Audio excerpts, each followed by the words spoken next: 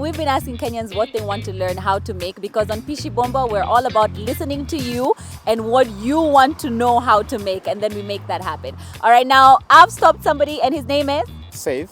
Now Seth, umetuambia ungependa kujua kupika nini? Pizza. Pizza pekee? Yep. Pizza ungependa kujua kupika nini? Kwanza wewe upika? Hapana. Wewe ukula tu, hakuna upishi ambao unafanya. Lakini ungetaka kujua kupika kitu ungekuwa nini? Githeri pekee. Githeri pekee. Diana amesema apiki. Diana unapika?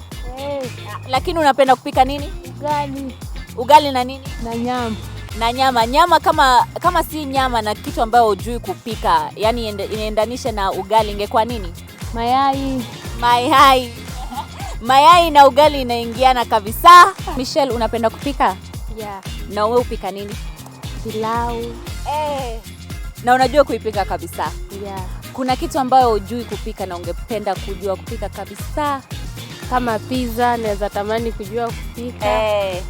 All right, so pizza sounds like it's one of the top of the things that people want to learn how to make. Asante sana Michelle.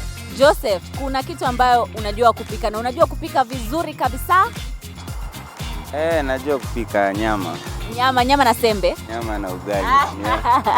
Na is there something ambayo ungetaka kujua kupika lakini haujui? Ningetaka kujua kupika pizza. Pizza. Nakwambia pizza inapendwa I just got a banana from Miriam, sio? Yeah. Miriam, wewe upika? Yeah, mimi upika. Wewe upika nini? Vyakula tu vya kawaida. Sasa vyakula vya kawaida ni gani? African foods kama ugali, hizi mboga za kienyeji. What would you like to know how to make? Pizza. I'm telling you, pizza, kila mtu anataka kujua kutengeneza pizza. Haya, asante sana kwa mandizi na kwa mananasi. Very nice. Thank you so much. Welcome. All right, bye.